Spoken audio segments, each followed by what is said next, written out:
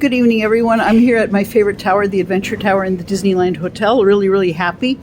I want to greet everyone before I leave. I got a brand new Disney shirt for the 70th anniversary.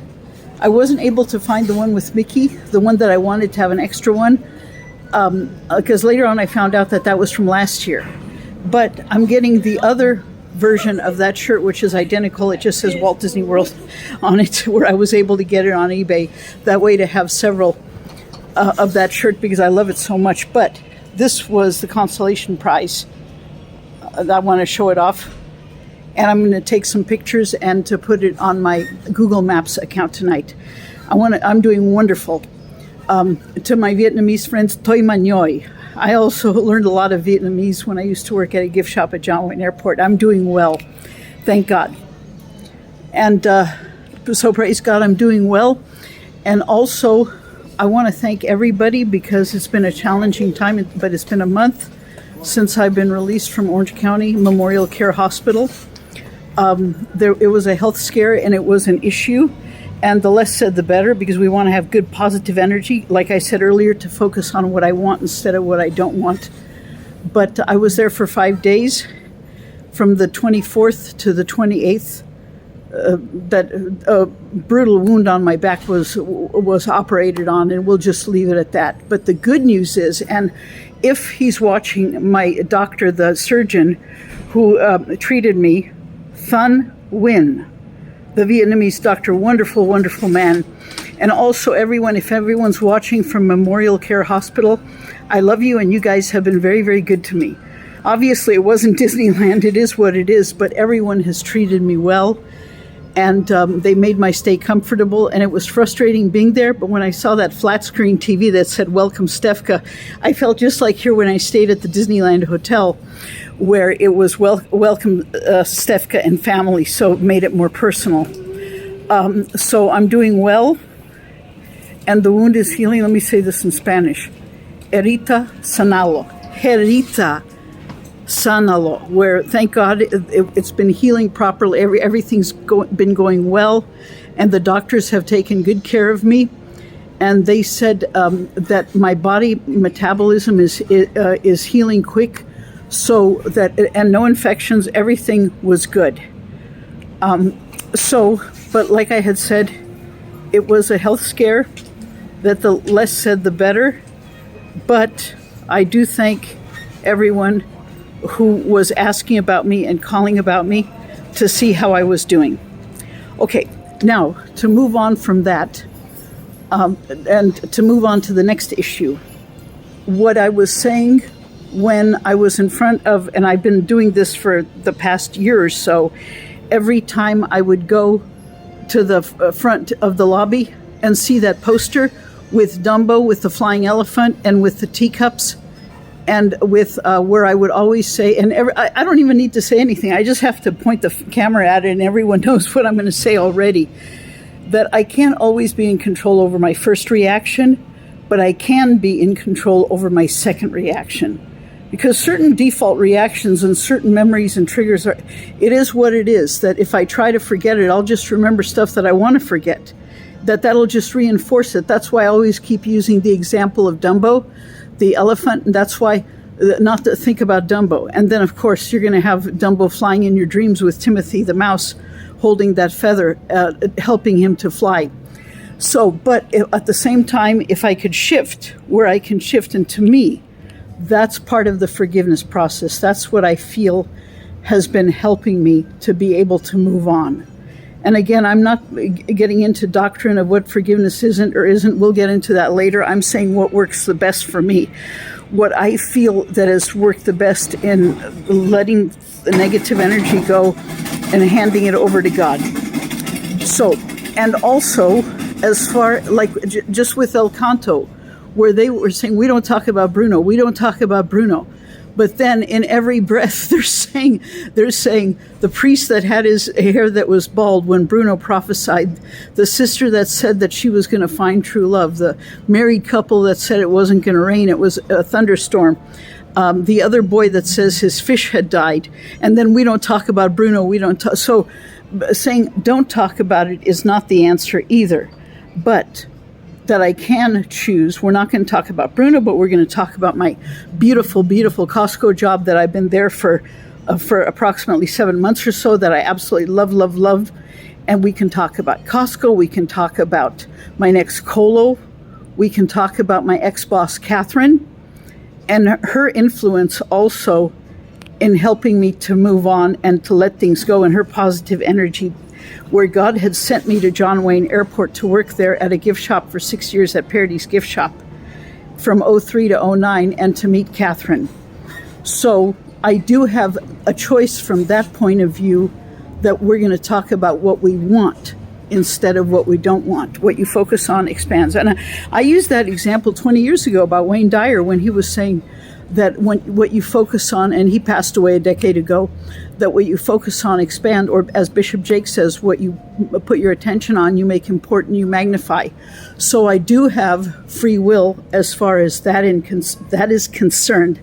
And to me, that is part of the forgiveness process. And also, what I was trying to say about Georgia Germont. Now remember, from the last time, Georgia Germont is, there's been several of them, but in particular, it's more of a mentality than a person. There's been various faces also, but it's more that the one that says, just by the time you found something you were looking for, that you want, that's precious and dear to you, being told. And it's not like Abraham laying down his Isaac. That's one thing, if you do it because God tells you, but it's another thing when Georgia Germont says, you need to give it up. That's not supposed to matter to you. You need to give it up. That's an idol. That's an obsession. And that's been a mechanism is in me, that every time I would get so close to having an emotional connection that's precious and dear to me, it would be, you got to give it up. And then I would be told that because I don't want to give it up, you got to go for counseling. You got to go for deliverance. It's a demon. It's an evil spirit, where everything would be portrayed like it's in the name of God. And then you can't fight City Hall. So that it's like, oh, it's under the anointing, so you can't challenge it. And then I would be later on labeled as the bad guy, the bad girl, the bad villain. So that's the spirit of Georgia Germont. But when I was saying earlier during the walkthrough about several, and as far as the question, have I forgiven Georgia Germont? Here's my answer. I have. I'm still doing it, and I will be doing it as certain things come up. But I will say this, there's been certain landmarks, certain milestones over the years that have helped me, that I feel that have helped me walk through in the forgiveness process. And part of that had been, and that's why that reminded me, in fact, when I was in front of Sephora, because that was one of those signposts, one of those milestones which had helped me move along in turning that matter with Georgia Germont to hand that over to God. And I got 3 wonderful Disneyland trips in return. I got the better end of the deal. They say you cannot bargain with God. No, I actually got God was good to me. I actually got the better end of the deal. And I had been blessed. The wonderful Disneyland trilogy of the 3 Disneyland trips, and also Marge had helped me. Mom borrowed me her still camera. The Disney girl from the South Coast Plaza booth had given me the 2 tickets, and then another customer at McDonald's had given me a Disneyland ticket also, so everything comes in sets of 3s. I sold her Big Macs, she gave me a Disneyland ticket. And then my friend Marge was absolutely fantastic. Anyhow, I do got to take a break, and we'll continue about forgiveness. Oh yeah, well, before I take a break, one more thing. As far as what forgiveness is and what forgiveness is not, this is something that I feel that I need to mention. It's how I see him. It's not so much do I remember, well, if you've forgiven, you're not going to bring it up. That doesn't work. But I can change the way I see him, and I felt that had helped me. That's what I was trying to say in front of the Sephora. Because that reminded me of the Sephora where, and it's a little Stefka joke when I says, when this and this happened, I was in front of a Sephora. I'm always in front of a Sephora, always checking out what's new, and with the perfumes and colognes and fragrances. So, but that had reminded me of what had been a milestone. what had been one of the major things in the path of reconsidering and the way I see this Georgia Germont. Now listen carefully again. I said this before. It's based on the father. Who's Georgia Germont? He's based on the father in Verdi's opera La Traviata, where basically when Violetta found true love at the party, Alfredo, and they moved on, they left Paris to live in the countryside, and then 3 months later, and they're happy, but they can't get married because of her past. But she's renounced her lifestyle of being a courtesan, a high-class call girl. This is opera. People think it's all that it's all upper echelon, that it's unreachable, that it's highbrow. No, this opera is real life. And anyhow, she had abandoned that lifestyle. She found true love. He loved her. She loved him.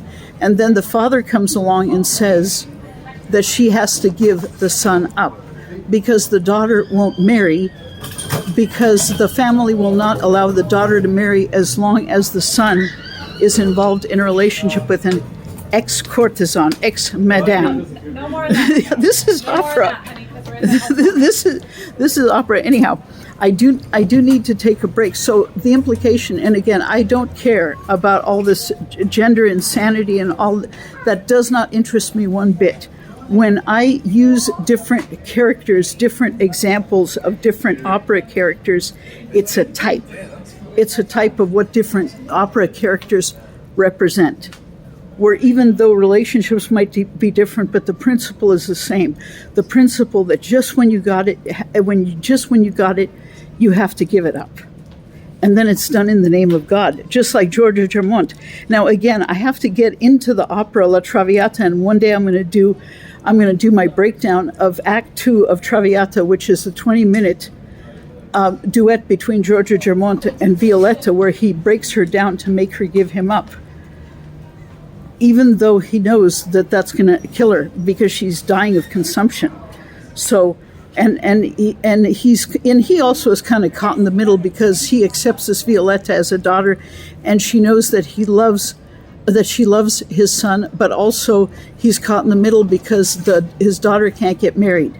So he's kind of caught in the middle and in a situation, one of the most conflicted characters in all of opera. But I would have to explain that in detail. I would have to break it down when I do my breakdown of Act 2 of La Traviata, where everybody has heard the music, everyone knows the story, everybody can relate to the story about finding something and then being forced to give it up. It's a universal story that everyone can relate to. Anyhow, like I said, I got my new Disney shirt and nueva mujer, nuevo corte de pelo, new haircut, and a nueva camisa de 70 anniversary de Disneyland. So, and also I'm throwing in a little bit of Spanish here. And also, like I had said, it's really weird the way things turned out with the hospital, but I'm actually doing better. I'm actually healthier. I actually lost some weight. I'm actually feeling better. So it turned out, they were good to me. It turned out to be good. And everyone from Memorial Care Hospital in Fountain Valley, in 5 minutes from Costco where I work, everybody, I love you. You were good to me. And I do need to take a break. And we'll talk in a few moments.